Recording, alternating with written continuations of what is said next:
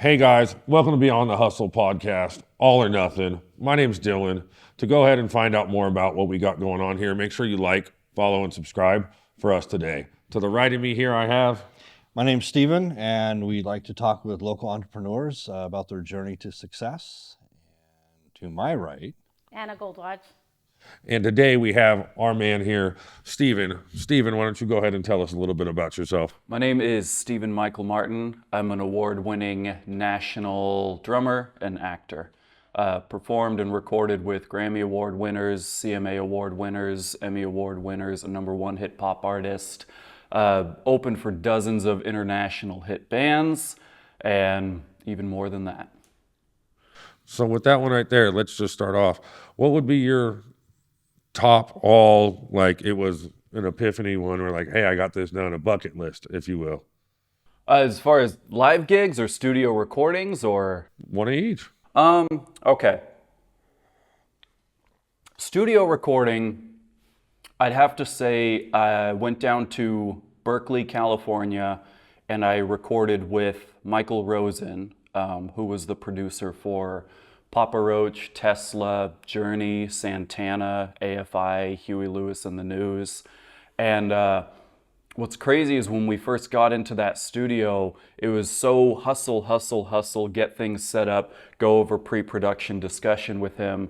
And then the next day, it was like 12 to 14 hours of just hammering out song after song. So I never really had a moment where I could like sit quietly and be like, I'm actually recording with arguably one of the greatest producers in California. It wasn't until we finished that session and I went back home and I sat on the couch and kind of decompressed from what we had just done the past week that I was like, I just recorded with arguably one of the greatest producers in California. For recording, that was probably one of the pinnacle moments. As far as live shows, there's just so many. But Top three. top three. Okay, first one was the first time I ever got to record, or not record, but perform on stage with Ashley Barron. Interesting thing about her was we had never met, but she hired me for a show she was doing in California. So she sent me a set list of like 3 hours of material, and for probably 6 or 7 days, I basically just sat there with my laptop, no distractions, huge like stack of papers, just mapping out all the notes I could think of, because I thought like, okay, we haven't even met. I hadn't even had a conversation with her. I got hired for the gig through the gentleman who was already her bass player. So I'm like, I have one shot to wow her and basically like take me into her circle and potentially start touring and recording with her, hopefully, right? And when we were on stage for the first time, I mean, she showed up probably like 5 minutes before we were about to go on. I'm notorious for showing up to shows like 3 hours in advance, get my gear set up, meditate a little bit, stretch, and then go into the performance very clear-headed. So I remember we just briefly like, hey, it's great to meet you, excited for the show, let's get started. And within about 3 minutes of watching her perform, I'm like, this woman is a superstar. I've performed with a lot of people. She had this way of like commanding the audience unlike anything I had ever seen. The way she would strut and interact on stage, I'm like, I don't know where this artist has been my entire life, but this is someone I want to continue to work with. Shortly after that performance, we ended up touring together up until the end of 2019. 2020 happened. We all know what happened with the music industry then. And I believe during that year, she ended up moving to Nashville. So I'm thrilled for her. I'd love to work with her again. But that was one of the top moments performing where I think I just expected it to be an average show working with another artist. And within 2 minutes of watching her, I'm just like, this is probably the next greatest country star. Nice. Oh, yeah. so how old were you when you first started playing? And what's the story where that came about? Did you like, Mom and Dad, I need a drum set, or what? Exactly that. No, so interestingly, it was the opposite of that. As the story goes, way back before I could even develop memories, apparently, my mom worked at a music studio and I was about 3 years old. And the drum teacher who owned that studio saw me with like a pair of my brother's drumsticks, and I was playing on a practice pad. And according to him, he watched me for like maybe 60 seconds. And he came and found my mom, who was also an instructor at that studio, and he said, he's going to be a drummer. Plain and simple. Fast forward 4 years later, I was 7 years old and I started taking drum lessons. He was my drum teacher for over a decade. And the funny thing was, even though my parents saw for a long amount of time I was really interested in playing drums, I had to practice every day for a year until they got me my first basic like 5-piece drum set. I still have the VHS footage somewhere stored in my phone of me getting, because I didn't think I was ever going to get a drum set. Like I practiced a lot in any way I could, but I didn't think I'd ever have one that was my own. And then I believe for my 8th birthday, my dad got me my first like basic white PDP brand drum set, like cheap cymbals, cheap heads, but I was thrilled. I couldn't have been happier because it's like now I can take my practicing really seriously.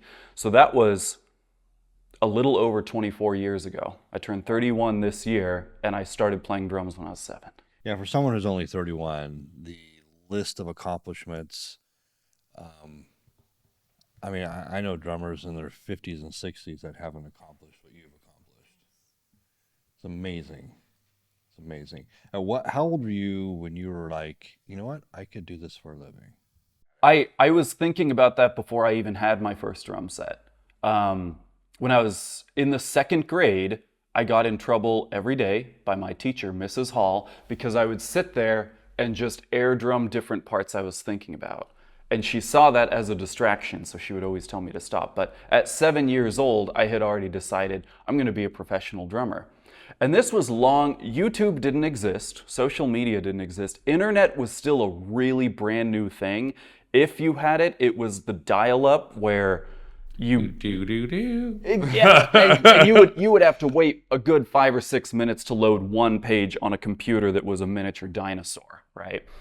Even back then, because there was no real access to like watching music on the internet, I was that kid who would turn on MTV and I would just watch rock band after rock band after rock band after rock band, and I'd sit there being like, this is what I'm gonna do. Plain and simple. There was no plan B. There was no backup plan. There was no maybe I should go to college anyway and get a degree in something else just in case. Everything has always been based on me making a living as a drummer. Now, has anything with that right there ever came about where you were like, everything's going good, and then you get a swift kick, and you're like, maybe this isn't, and then you figure something out to go ahead and make it happen for you? Tons of times. The best example, so my career was on a very steady incline for years and years and years. 2018, I realized all at once, I'm doing very well. At that point, I had worked with Grammy Award winners, I had worked with CMA Award winners, and it wasn't just the people who had great credentials I was working with. I was making great money. I was touring almost constantly, I was recording almost constantly, and it was the first time ever I started to notice there was quite a demand for me. I had people I had never even met who were reaching out to me being like, tell me your rates, we want you to perform on this album or on this single or on this music video. And I just remember having a moment in my car where I was like working out my finances for the month, and I just thought, I think I've made it. I think for the first time ever, I don't have to worry about money. Things are going well. 2019, things got even better. I did 181 concerts in 1 year. That was just live performances. That wasn't rehearsals, that wasn't recordings, that wasn't music videos, that wasn't everything else I was doing. That was just live shows. So that's 181 days or? 181 concerts, which means very often I would knock out 2 or 3 concerts in one day. Wow. I didn't need sleep. I just needed a constant dosage of coffee. And the routine was simple. I would do a show, I would go home and basically just pass out for however long of a window of time I had. I would wake up and I would go do another show. My energy was so far above the roof, I just felt unstoppable. So at the end of 2019, I remember so vividly, I did my last show with Ashley Barron. It was this huge gathering they had at Crocker Art Museum. Nice. I didn't know Nice. they had concerts there, but the audience was great, the stage was awesome, the live show was perfect. And at the end of it, we all packed up the instruments, all the gear, and we're like, hey, we're gonna take December off for Christmas, we'll all see each other next year. 2020 happened. To be at that level where I really finally felt like I had made it and exceeded my own expectations, and to watch my entire industry just disintegrate. It was like I was holding it in my hands and it was just sand that fell out of my hands onto the ground. And It's got to be a hard one. I didn't know how to handle it because I had never known that level of success, and I've had plenty of failures. I've never watched an entire industry close its doors.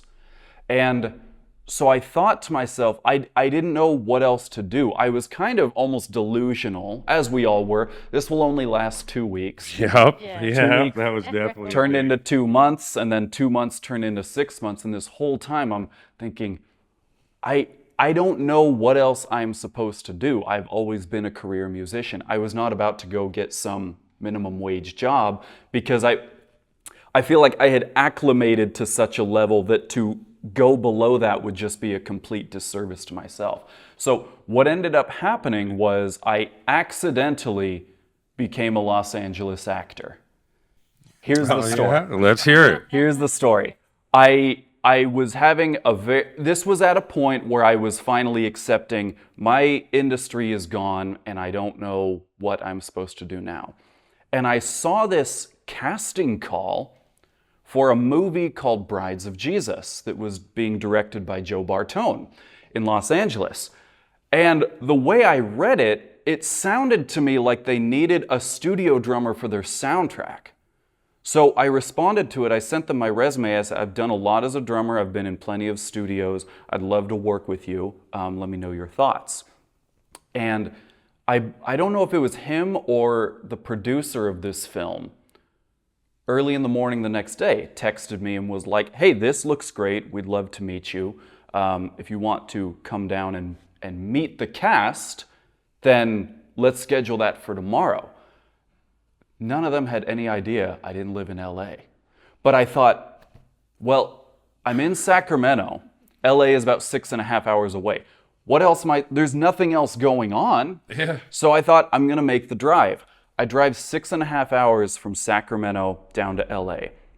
I get to the house where they're doing auditions. And I think, wait a minute, I'm a studio musician. What do you mean auditions? They were actually looking for an actor to portray a drummer in a punk band. I had done auditions. I had never done a Los Angeles audition. Yeah. The world is different down there, as we all know. So I believe his producer gave me a script and he said, we're gonna have you come in and do a cold read with someone else. I said, okay.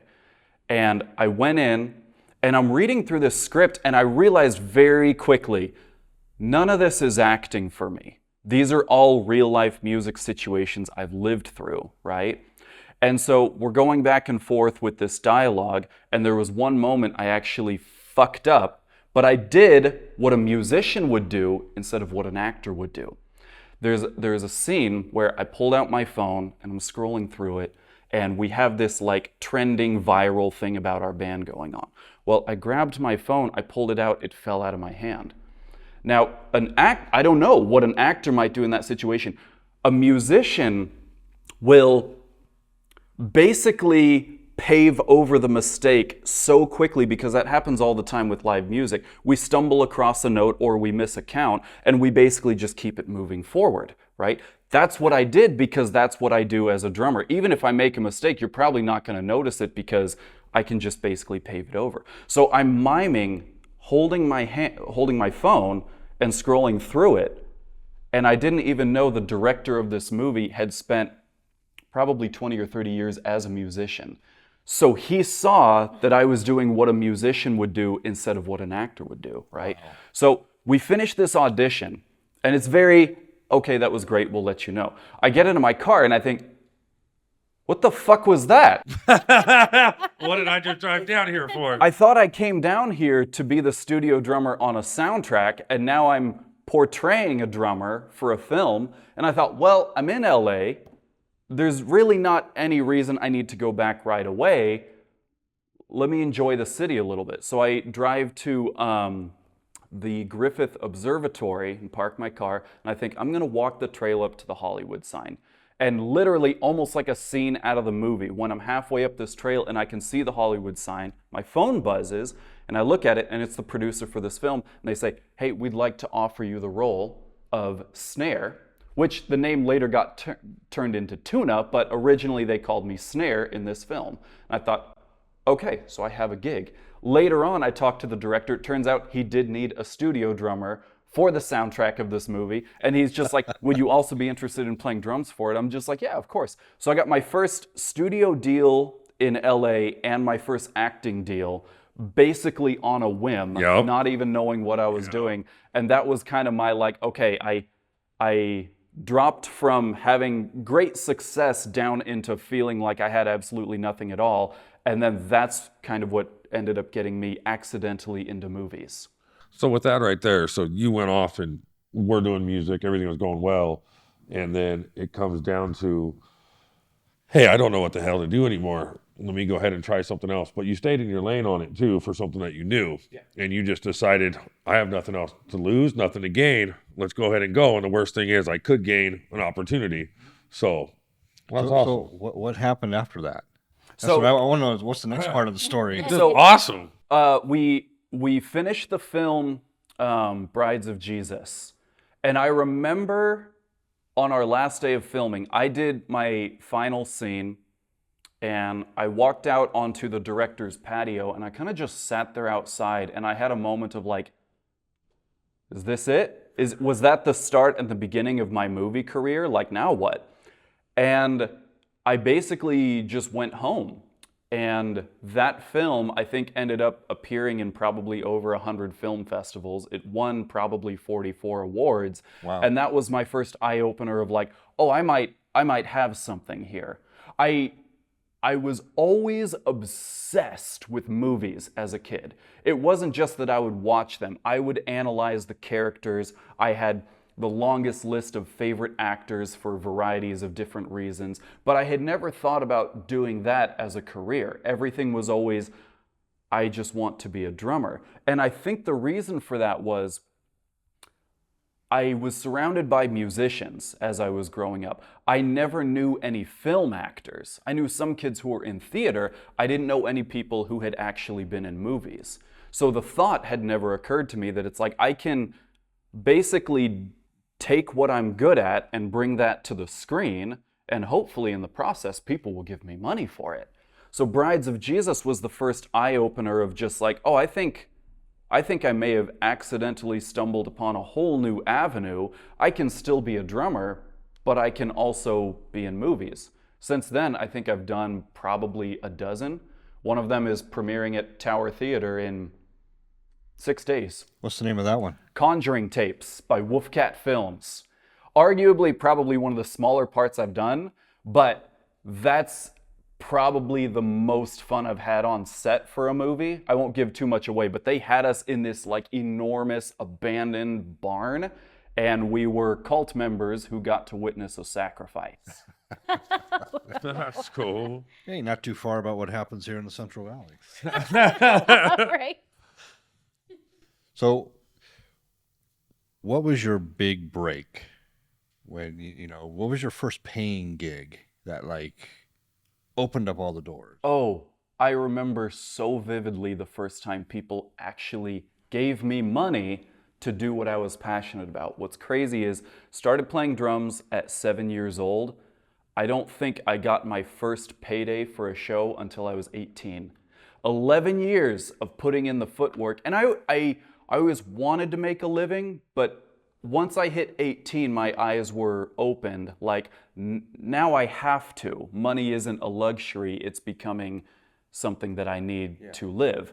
And I had just signed my first contract with a record label, And I was originally never supposed to do this show because they already had some other drummer who was on their roster. He dropped out probably a week before they had this show. And I remember I was in the library of my high school talking to a girl I had a crush on. And I get a call from this label manager, and I answer it, and he's just like, do you think you can have the set list nailed down, good to go in 7 days? I said, yes. He said, okay. So the band they were opening for was Anvil, who... Yeah, I remember that. Yeah, They're awesome. It's the biggest band in the world that never got their right. break. And I had never heard of them until I saw the documentary, The Story of Anvil, and talk about guys who were just like hustling and hustling and hustling and didn't really have that breakthrough, I think, until the film came out.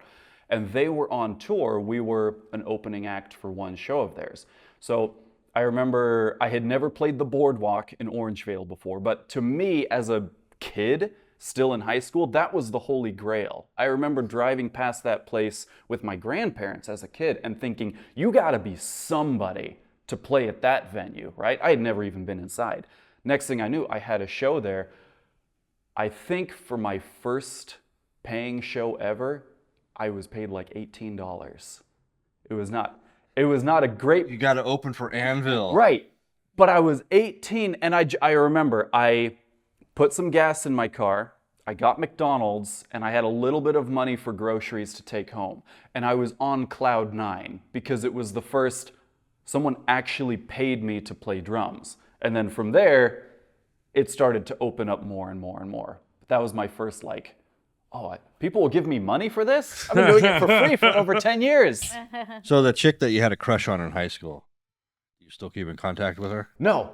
I did for a little while after high school, but she lived in Irvine, California, and I think I lived in Elk Grove at the time. So it was we would text all day, but she was studying to be a doctor, and I was like a kid getting his foot in the door in the music industry. So now when I look back, I'm like, yeah, that was never gonna go anywhere, but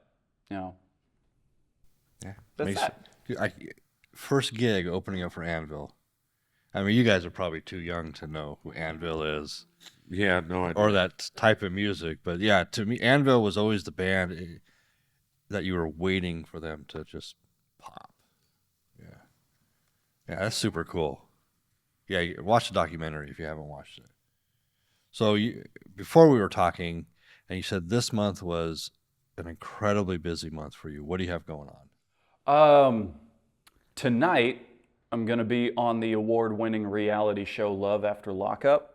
Oh, really? That's going to be streaming globally on WeTV. Wait, did you do time, or are you going to date a chick that was locked up? So neither, but that's the big question. Everyone wants to know, what am I doing on this show if I was never locked up? And the only thing I can say right now is they have to watch it to see what I did on that set. The funny thing was, they gave us no script. It's all unscripted. And they gave me very, very, very little details as far as what they were doing in this scene. They just asked me to be on set. And then when I got there, I talked to one of the other, I don't know if you'd call him an actor or a reality, I don't know what the terminology is. But I was in a room with him and I was just like, do you know what we're doing today? And he's just like, no, not really. And so I went in. But I learned something very valuable in this moment. When in doubt, lean into what you know and what you're good at. That's all I could do in that moment. And so I thought about it and I'm like, okay, I know that I am way too confident for my own good, and I'm pretty extroverted even when I'm talking to complete strangers. So that's all I did in the scene. I was completely over the top. My energy was through the roof. And I had the two guys I was talking to breaking character every few seconds because I was so off the wall with all of these ideas. One of my ideas, they asked me what would be, a good idea for a dating app with people in your community? And I said, I got $1 billion idea for you right now. You can have it for free. What if we start a dating app where you don't see anyone's faces, you only see their crotches? Now that's a market no one has tapped into yet. And that was their response too. So That'll be on tonight at 8 p.m. 6 days from now, April 10th, will be the premiere at Tower Theater for Conjuring Tapes. And then the last movie I did in LA, another full feature that was directed by Joe Bartone. It's a comedy called My Movie starring Paul Dano. And it's the first movie I've ever done where I'm 3 characters. I start off as Printer John, and then I transform into Robot Bear from prehistoric Mars, and then they turn me into a fake Paul Dano so I can swindle someone's rich uncle out of hundreds of thousands of dollars so he can fund something for us. You want to talk about doing a movie that was a trip? That's the first movie I've done where like halfway through I'm like, what the fuck is this? What are we doing? Because it's a very straightforward story, but one thing this director is really good at is he finds like the most offbeat people you typically wouldn't expect to see in a movie and kind of just puts them all together, and it's like, let's see what happens. The first full feature I did with him was called Everything Will Be Fine in the End, and that's what I noticed. I've seen that one. Yeah. I looked at myself at that time in my life and I'm like, I don't look like a Hollywood actor, right? And then I looked at the rest of the cast of this movie and I'm like, none of these are people you would expect to see in Hollywood. But those are the best movies. Right. Yeah. And it's because most of this movie is based on the underbelly of LA. It's not the flashing lights and the Hollywood Walk of Fame. It's like the nastiest ghettos and the people you wouldn't typically expect to see walking around Los Angeles. I think those make the best films. Right now, it's time for the Hustle Hot Seat. We've got 60 seconds of us throwing some questions at you. Okay. Say the first thing that comes to mind. All right? All right, let's do this. What's something that you pretend to understand but actually don't?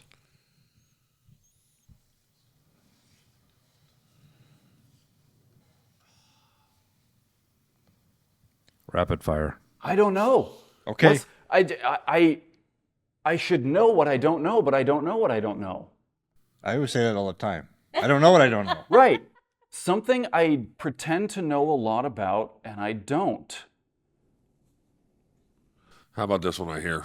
What's something that's embarrassing that you're low-key amazing at?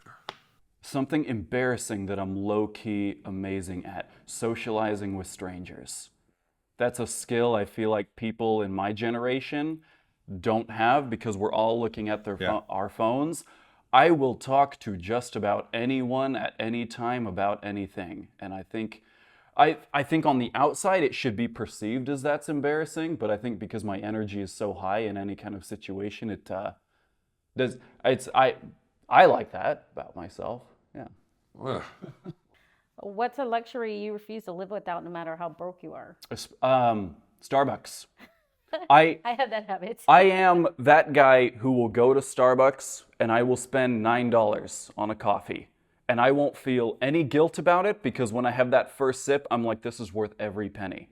I can have a net worth of 0 and I'm going to scrounge up $9 so I can go get my coffee. That's my one vice. Love it. Got that one down. What's the dumbest thing you've ever done to lose money? The dumbest thing I've ever done to lose money. This is a little bit of a dark one. I'm not proud of it, but I was very young and didn't quite know what I was doing in my industry yet. Burning bridges with people.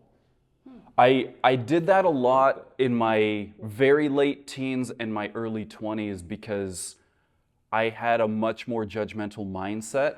And I remember working with someone and literally thinking to myself, they're not a star. And so I would ghost them. I would like basically cast off any work from them because it didn't reach my standards at the time. And I think no matter what industry you're in, no matter what your talent or your skill or your profession is, if you're burning bridges with people, that is by far the dumbest habit you can possibly have. Yeah. Yeah. If your success story was turned into a Netflix series, who would you want to play you? If they had a really high budget, Johnny Depp, because I think he would nail it. If they had more of that kind of indie, charismatic, artsy desire for the character, Paul Dano. Because I love Paul Dano, and I think he kind of looks like me, just a little bit.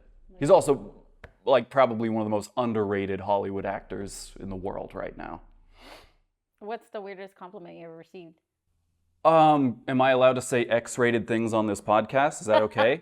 Sure. Yep. So we'll just bleep it if we need to. Yes. A woman who was deeply in love with me at the time told me that she masturbated to my YouTube videos.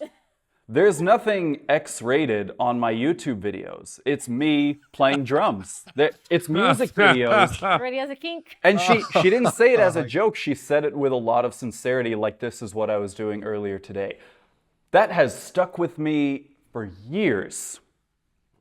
And no one has said that before or since. I'm searching for the girl again. Guess Who what? would, Okay. Someone needs to step it up. With that one right there, do you have any parting words for the audience or advice you want people to hear? Young up and coming people, entrepreneurs, people trying to get where they want to go in life? Yeah, I cannot stress this enough. Get off your phone and go out and talk to people. Yes, great advice. Seriously, like I know the big thing people say in any industry is, well, you got to network, right? But people aren't doing that. Talk to strangers, right? Strike up conversation with people who you notice in public probably have something in common with you. Go out and network. You're not going to build some of the best relationships in your life, whether it's business or romantic or anything else, by looking at your phone. You're not. You have to go out and talk to people. So time for 2 truths and a hustle. Tell us 2 truths about yourself and 1 lie. Don't give us the answer yet. 2 truths and a lie? At one point, I wanted to be a pro basketball player. I have never been in love, and I have a goldfish at home named Jaws. All right. Final question here. Looking back, what is one early decision that made the biggest impact on your success?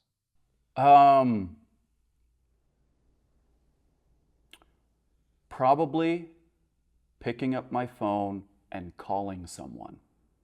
That's the thing. People procrastinate a lot in our generation where connecting instantly is easier than ever before. But people see messages, they see emails, and they put it off. And it starts off as, I'll get to this in 2 hours. And then suddenly it's 2 days and 2 weeks later. I can vividly remember altering the path of my life by making a phone call, and then after that, showing up at the house for my first major audition. Both of those were things I had to do here in reality, not things that I did on my phone. Okay. Well, guys, Loved having you. Thank you. That's good. Amazing. We look forward to Yeah. having you back in the future when you're a star, but when you're a mega star. Don't I mean, forget- you don't guys- forget When you about grow up us. a little more, You guys Steven. are the real stars. It's just a privilege to be here. Thank you. We'll pay you later for saying that. Exactly. And A whole $18. thank you guys for watching Beyond the Hustle All or Nothing podcast here with Steven and Anna. We appreciate you guys and And hope you have a Dylan. great day. Don't forget to like, share, and subscribe. Catch you guys next Thumbs time. ups.